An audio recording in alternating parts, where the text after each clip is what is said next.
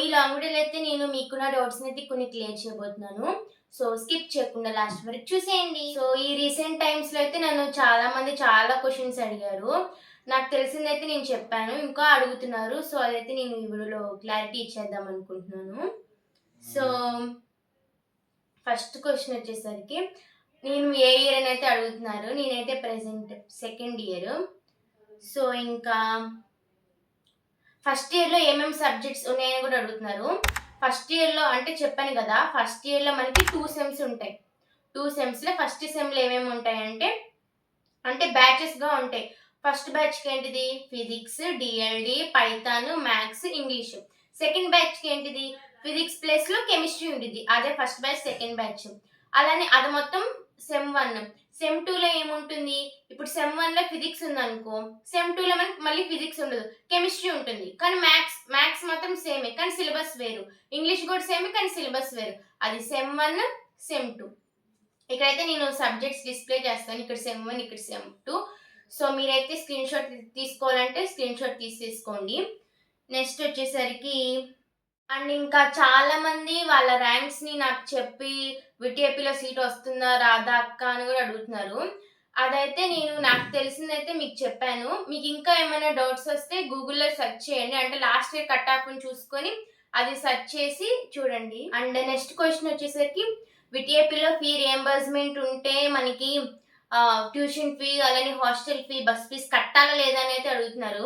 ఇప్పుడు మీకు ఒకవేళ ఫీ రియంబర్స్‌మెంట్ గనుక ఉంటే మీరు ట్యూషన్ ఫీ కట్టాల్సిన అవసరం లేదు. ఒకవేళ మీరు హాస్టల్‌లో ఉన్న పనైతే హాస్టల్ ఫీజు మాత్రం కట్టుకోవాలి. ఒకవేళ హాస్టల్ కాకుండా నేను డే స్కాలర్‌ని బస్ ఎక్కుతానంటే మీరు బస్ ఫీజు కట్టాలి. ఓన్లీ మనకి ట్యూషన్ ఫీజు మాత్రమే మనం కట్టడానికి ఉండదు. గవర్నమెంట్ కట్టిద్ది. Bus fees and hostel fees అయితే మనమే కట్టుకోవాలి.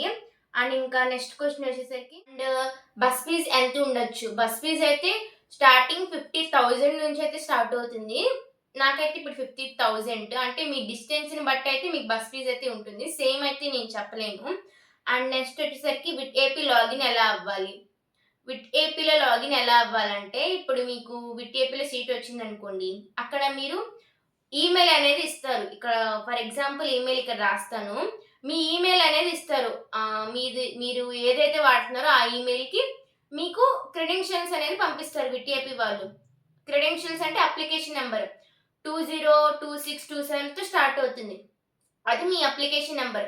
పాస్వర్డ్ కింద మీరు ఏం రాస్తారంటే date of birth, month, year అంటే డీడీఎంఎం త్రిబుల్ వై ఇక్కడ డిస్‌ప్లే చేస్తాను. అది మీకు పాస్వర్డ్. దానివల్ల మీకు విటిఏపీలో లాగిన్ అవ్వటానికి ఉంటుంది. దాని తర్వాత అలానే మీకు ఇంకొక క్రెడెన్షియల్స్ అనేది ఇస్తారు. ఫర్ ఎగ్జాంపుల్ ఇక్కడ మీకు డిస్‌ప్లే చేస్తాను. అలానే దానికి పాస్వర్డ్ కూడా ఇస్తారు. మీరు విటిఏపీలో జాయిన్ అవుతే ఇంకా విటిఏపీ కాలేజ్‌కి వచ్చేస్తారు కదా! ఇంకా ఆ యూజర్ నేమ్, ఆ పాస్వర్డ్‌తో మీరు ఇంకా విటిఏపీ మొత్తం హోల్ 4 ఇయర్స్ ఆ యూజర్ నేమ్, ఆ పాస్వర్డ్‌తోనే మీకు ఉండాలి. ఇంకొక ఇంట్రెస్టింగ్ కమెంట్ అయితే నాకొచ్చింది. ఏంటంటే ఇప్పుడు మేము డే స్కాలర్స్ కదక్క! ఒకవేళ మాకు ఆఫ్టర్‌నూన్ క్లాసెస్ అయిపోతే పంపిస్తారా అని అయితే అడుగుతున్నారు. మీరిప్పుడు ఫ్రెషర్స్ కదా! మీరు ఆఫ్టర్‌నూన్ క్లాసెస్ అయిపోతే పంపించరు మిమ్మల్ని. ఎందుకంటే మీరు ఫ్రెషర్స్ కాబట్టి అప్పుడే పంపించరు. మీకు మెంటర్ పర్మిషన్ అండ్ పేరెంట్స్ వస్తేనే మిమ్మల్ని బయటికి పంపిస్తారు. అలానే హాస్టల్స్‌లో ఉండి మేము ఔటింగ్‌కెళ్ళాలని గూడా అప్పుడే 3 మంత్స్ దాకా మిమ్మల్ని పంపించరు. పేరెంట్స్ ఎవరైనా రావాలి, లేదంటే మెంటర్ పర్మిషన్ ఉంటేనే పంపిస్తారు. ఇంకా అలానే ఒకవేళ హాస్టల్ నుంచి మీరు ఇంటికెళ్ళాలనుకోండి, అప్పుడు గాని మిమ్మల్ని సింగిల్‌గా పంపియరు. పేరెంట్ రావాలి. అదంతా హోల్ ఇయర్ కాదు. జస్ట్ ఓన్లీ 3 మంత్స్ దాకే మీకు పర్మిషన్ అది అన్నీ కావాలి. దాని తర్వాత మామూలుగా మీరు సెపరేట్‌గా వెళ్ళిపోవచ్చు. అండ్ డే స్కాలర్‌కి బసెస్ ఎన్ని టైమింగ్స్‌లో ఉంటాయని కూడా అడుగుతున్నారు. డే స్కాలర్‌కి బసెస్ ఇప్పుడు మీకు ఆఫ్టర్‌నూన్ క్లాసెస్ అయిపోయినాయి అనుకోండి.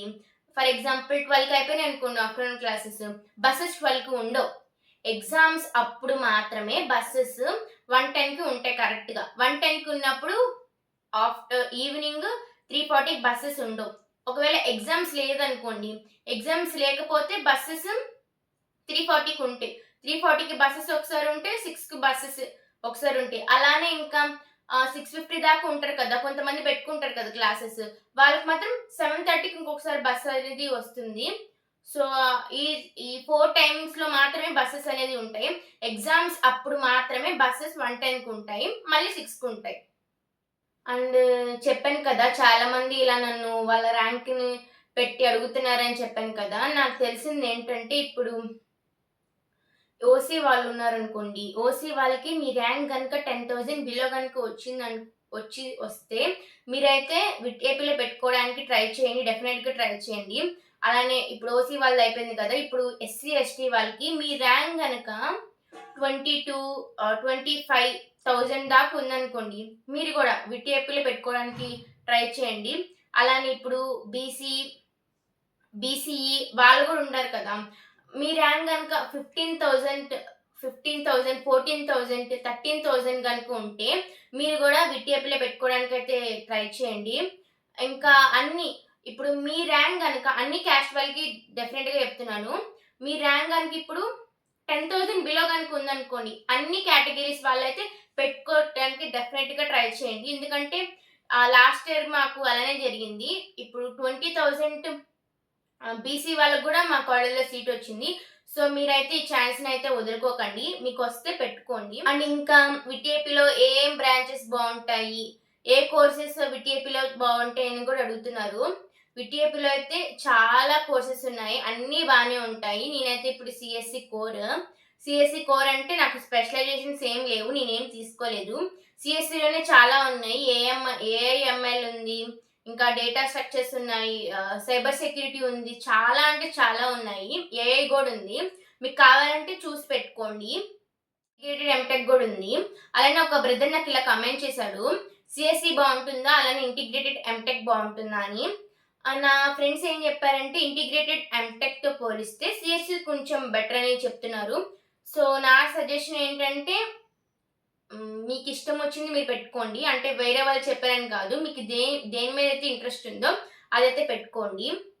ఇంకా ఈసీఈ ఉంది. త్రిబుల్ ఈ అయితే మా కాలేజ్‌లో అయితే లేదు. అలానే లా ఉంది మా కాలేజ్‌లో. లా సెట్ రాసే వాళ్ళందరికీ కాలేజ్ అంటే కొంచెం లేట్‌గా స్టార్ట్ అవుతుంది. అంటే నాకు తెలిసి నవంబర్‌లో స్టార్ట్ అవుతుంది లా సెట్ రాసిన వాళ్ళకి. అలానే బీకామ్ ఉంది. బీకామ్ స్టూడెంట్స్ కూడా మా కాలేజ్‌లో అయితే ఉన్నారు. సో, ఇంకా ఏమైనా డౌట్స్ వస్తే నాకు కామెంట్ చేసేయండి. అందరూ చూస్తున్నారు కానీ సబ్స్క్రైబ్ చేయట్లేదు. సో, ప్లీజ్ అందరూ సబ్స్క్రైబ్ చేసుకోండి.